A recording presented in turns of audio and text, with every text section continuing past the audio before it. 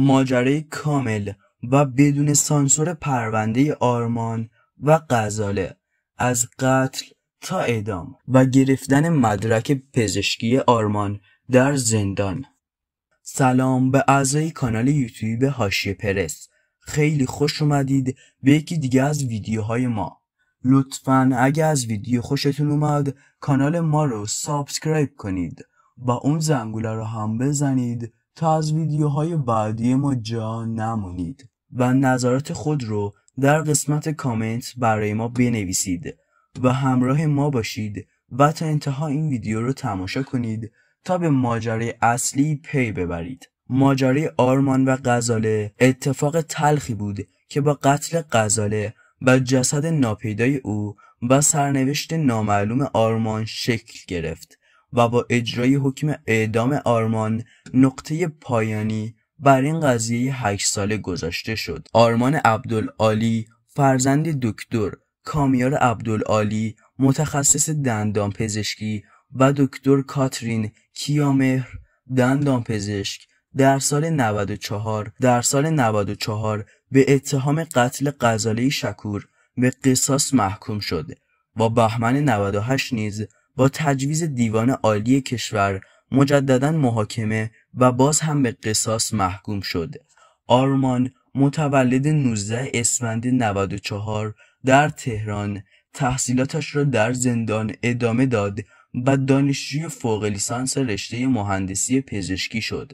در آن سوی ماجرا غزاله شکور فرزند ناهید شکوهی و داوود شکور 20 سال داشت که روز 12 اسفند سال 92 برای مراجعه به دکتر از خانه بیرون رفت و هیچگاه نه خودش و نه جسدش برنگشت.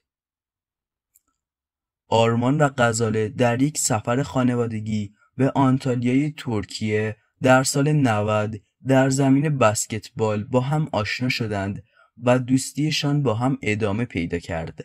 درست 2 سال بعد از این آشنایی ساعت 10 شب 12 اسفند 92 پدر و مادر غزاله هراسان به کلانتری 103 گاندی رفتند تا بگویند دخترشان گم شده و داوود شکور به پلیس گفت غزاله از ساعت 3 ظهر برای مراجعه به دکتر پوست در خیابان ظفر از خانه خارج شده و برنگشته و تلفن همراهش هم خاموشه. پلیس در اولین بررسی ها متوجه شد غزاله بعد از ترک مطب سر قرار با آرمان رفته. 2 روز بعد یعنی 14 اسفند آرمان احضار شد و ادعا کرد که 2 روز پیش با غزاله تماس داشته اما به خانه اون نیامده. او همچنین گفت من کل روز را در اتاق خواب برادر کوچکم به خاطر مصرف داروی ضد آلرژی خواب بودم. تناقض در اظهارات آرمان و ارائه مدارکی که نشان میداد او با غزاله دیدار کرده است نهایتاً او را به حرف آورد و گفت بعد از تماس غزاله منتظر شدم مادرم از خانه بیرون برود و غزاله به خانه من آمد.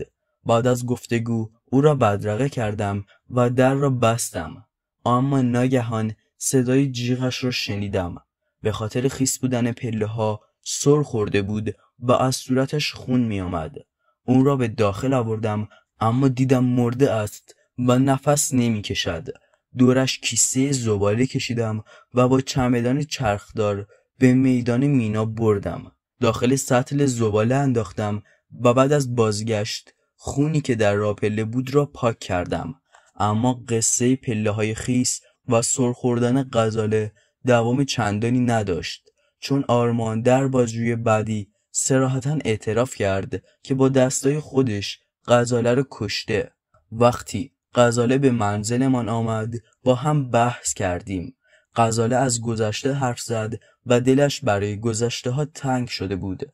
من نمیخواستم به اون روزها برگردم و اجازه ندادم حرف بزند. دعوایمان شد. او من را هل داد و من هم هلش دادم. ناگهان سرش به میله تخت خورد. من هم سرش رو 2 دستی گرفتم و چند بار به میله تخت کوبیدم. بعد میله بارفیکس را برداشتم و با آن هم 5 ضربه به سرش زدم. سپس جسدش را در یک چمدان چرخدار گذاشتم و به سطل زباله انداختم. آرمان 10 ماه بعد در جلسه 14 دی 93 کل قضیه را منکر شد و برگشت سر قصه پلهای خیس و سرخوردن غزاله. با این حال شعبه 4 دادگاه کیفری 1 استان تهران آرمان را متهم قتل غزاله دانست و او را به قصاص محکوم کرد. بعد از تایید شدن حکم قصاص توسط دیوان عالی کشور، حکم به اجرای احکام فرستاده شد، اما شهریور 95 رئیس قوه قضاییه برای بررسی بیشتر جلوی اجرای حکم اعدام را گرفت. اسفند 97 جلسه صلح و سازش با حضور خادمان آستان هشت رضویه برگزار شد و اولیای دم گذشت خود را شرط بندی کردند و گفتند اگر جسد دخترمان را بهمون بدهید آرمان را میبخشیم. بعد از فرصت داده شده بار دیگر به دلیل پیدا نشدن جسد غزاله روز 11 دی 98 تاریخ اجرای حکم قصاص آرمان تعیین شد. آن روز آرمان در زندان رجایی شهر پای چوبه دار رفت تا اینکه در آخرین لحظه پدر و مادر غزاله باز هم به او 1 ماه فرصت دادند تا محل جسد فرزندشان را اعلام کند. از 11 دی تا 11 بهمن 98 وکلای آرمان اسناد جدیدی را به دادگاه ارائه دادند و 2 قاضی که رأی به قصاص داده بودند تصمیم گرفتند بار دیگر او محاکمه شود. وکلای آرمان مدعی بودند بعد از تاریخ قتل برای غزاله در دانشگاه محل تحصیلش برگه مرخصی صادر شده و دفترچه بیمه‌اش هم تمدید شده. با استعلام صورت گرفته مشخص شد هم درخواست مرخصی و هم تمدید دفترچه بیمه توسط خانواده غزاله صورت گرفته، نه خود غزاله. بعد از آن آرمان برای بار دوم و این بار توسط دادگاه کیفری 1 استان تهران برای قتل غزاله مجرم تشخیص داده و به قصاص محکوم شد.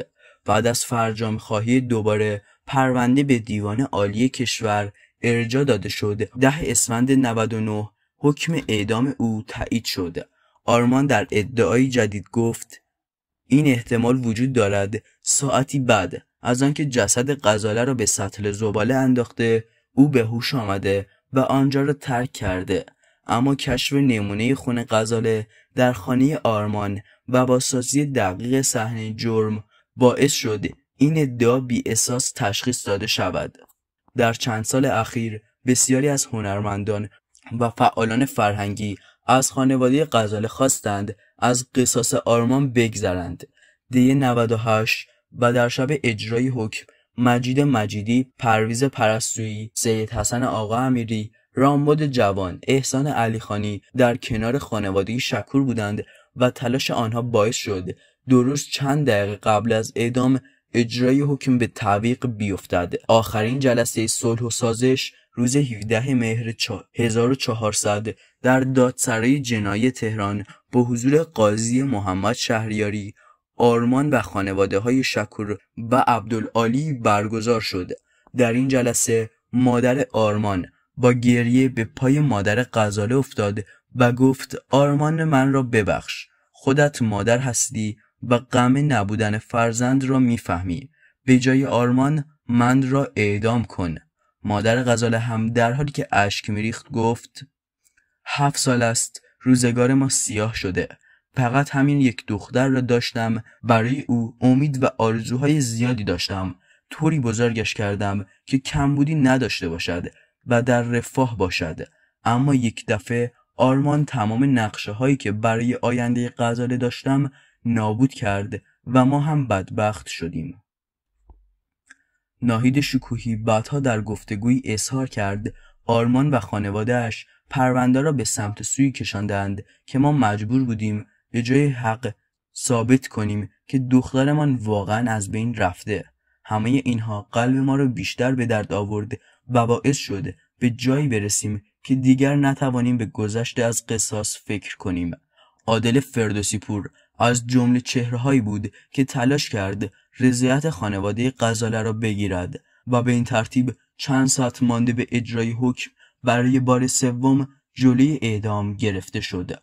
آرمان در کمتر از 2 ماه گذشته 5 بار برای اجرای حکم به قرنطینه زندان رجایی شهر منتقل شد، اما هر 5 بار با به تعویق افتادن زمان اجرای حکم مهلت تازه‌ای برای ادامه زندگی به دست آورد.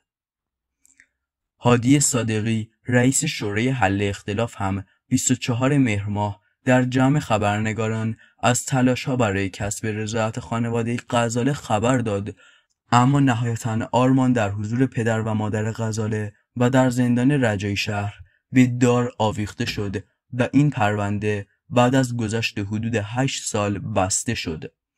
نظرات و انتقادهای خودتون رو برامون کامنت کنید. اگه از ویدیو خوشتون اومد کانال یوتیوب حاشیه پرس رو سابسکرایب کنید و اون زنگوله رو هم بزنید تا از ویدیوهای بعدی ما جا نمونید و برای سابسکرایب کردن کانال هم تنها کافیه روی لوگوی کانال کلیک کنید و سپس روی دکمه قرمز و در ادامه شما میتونید یکی از ویدیوهای نمایش داده شده رو انتخاب و تماشا کنید و لایک ویدیو یادتون نره. خدا نگهدار تا ویدیوی بعدی.